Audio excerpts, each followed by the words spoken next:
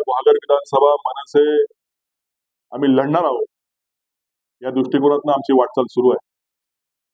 आजच्या त्याच पद्धतीचा आमचा पदाधिकाऱ्यांचा मेळावा त्यांना मार्गदर्शन या ठिकाणी झालं आणि सन्माननीय राजसाहेब ठाकरे यांचा दौरा 15 तारखेनंतर या ठिकाणी लागणार आहे।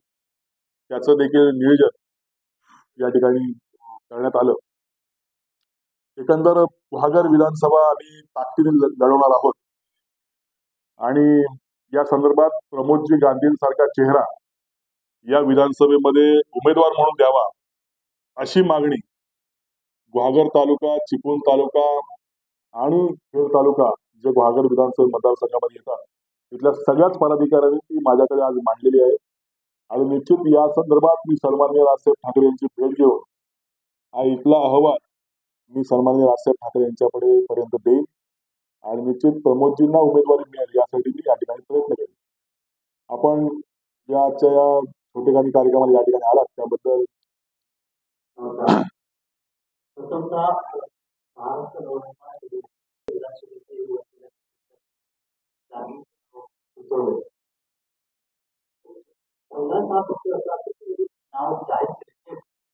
उमेदवार म्हणून जायचे पक्षाच्या अधिकृत बैठकीमध्ये लोकसभेचा आपण महायुतीमध्ये होता त्या महायुतीमध्ये समाजाची लोकसत्ता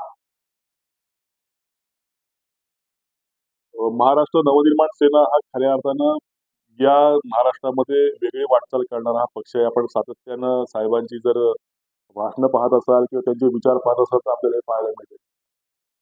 गुहागर विधानसभेमध्ये गेली 4 वर्ष 3 ते 4 वर्ष प्रमोदजींसारखा चेहरा किंवा प्रमोदजींसारखा एक उमदा तरुण त्या ठिकाणी पक्ष संघटन बांधणीचं काम करतोय आणि ते वाखाणण्यासारखं आहे किंवा ते आमच्या कार्यकर्त्यांना प्रोत्साहन देण्यासारखं आहे आणि म्हणून या मतदारसंघामध्ये काम केलं तळागाळातला कार्यकर्ता त्याची अशी मागणी आहे की आम्हाला येणाऱ्या विधानसभेमध्ये प्रमोदजींसारखा उमेदवार असावा आणि मला वाटतं ही त्यांची रास्त मागणी आहे आणि या तिन्ही तालुक्यांमध्ये त्यांचं काम आहे आणि म्हणून या मागणीचा विचार नक्कीच राजसाहेब करतील।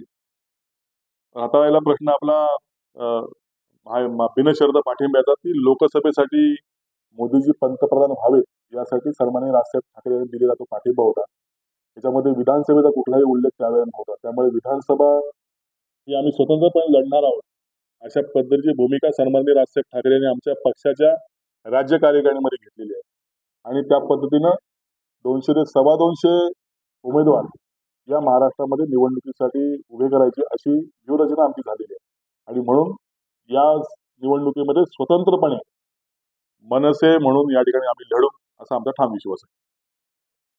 कोकणामध्ये ज्या ज्या ठिकाणी आमचे पोटेन्शियल आहे ज्या ठिकाणी आम्हाला वाटतं की या ठिकाणी आमचा उमेदवार निवडून येऊ शकतो जसं आमचं दापोली विधानसभा आहे, गुहागर विधानसभा आहे, संगमेश्वर आहे, राजापूर आहे, सिंधुदुर्गातल्या आमच्या 2 विधानसभा आहेत। इथे आपण ही निवडणूक लढू शकतो। आमचं रायगडमध्ये गेल्यानंतर एक महाड विधानसभा आहे, त्यानंतर आम्ही श्रीवर्धन लढू शकतो। अशा या विधानसभेमध्ये आमची चाचपणी चालू आहे आणि तिथे आमचे उमेदवार उभे राहतील। ज्या भागात आमचे उमेदवार किंवा तिथं संघटन नाही असं आम्हाला वाटतंय त्या ठिकाणी त्यावेळेच्या परिस्थितीनुसार आम्ही आमचा निर्णय त्या ठिकाणी घेतला जाईल।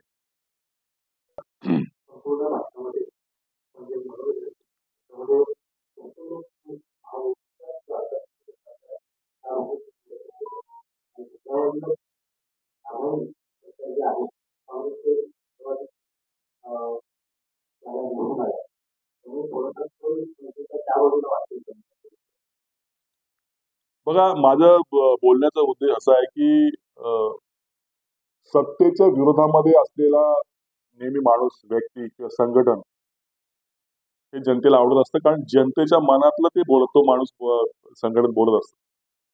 त्यामुळे सत्तेच्या बाबतीमध्ये जी धोरणं चुकलेली आहेत किंवा त्यांचे जे चाललेली वाटचाल आहे याच्यावरती आसूड ओढणं आमच्यासारख्या विरोधी पक्षाचं काम आहे आणि मला वाटतं निकोप लोकशाहीचं लक्षण आहे। त्यामुळे आम्ही सातत्याने सत्तेच्या विरोधामध्ये आमची कायम ओरड राहिलेली आहे। ज्या वेळेला काँग्रेस राष्ट्रवादी सरकार होतं काही वेळेला त्यांच्या विरोधामध्ये आमचं सातत्याने चळवळ राहिलेली आहे. तशी आमची ह्याही वेळेला सत्तेच्या विरोधामध्ये आमची चळवळ राहिलेली आहे किंवा राहणार. त्यामुळे त्याच्यामध्ये कुठल्या पक्षाला आम्ही जास्त जवळ करतोय किंवा यांना विरोध करतोय असं नाही आहे. आमच्या व्यवस्थेच्या विरोधातला हा लढा आहे.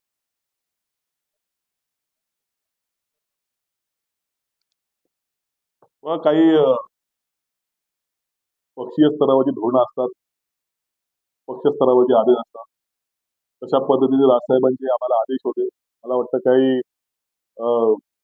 दूरदृष्टी ठेवून किंवा काही गोष्टीची त्यांना काही गोष्टी लक्षात आल्या असतील म्हणून कदाचित त्यांनी यामध्ये ही सीट पाठी घेतली असेल. पण हे त्यांनी सांगितलं हे वारंवार होणार नाही अशा पद्धतीने देखील त्यांचं स्टेटमेंट होतं. त्यामुळे काही गोष्टीवरती समजून झाला असेल, परंतु हा सातत्याने होणार नाही अशी भूमिका देखील राजसाहेबांची आहे. त्यामुळे या निवडणुकीमध्ये आम्ही स्वबळावरती उभं राहणारी नक्की आहे.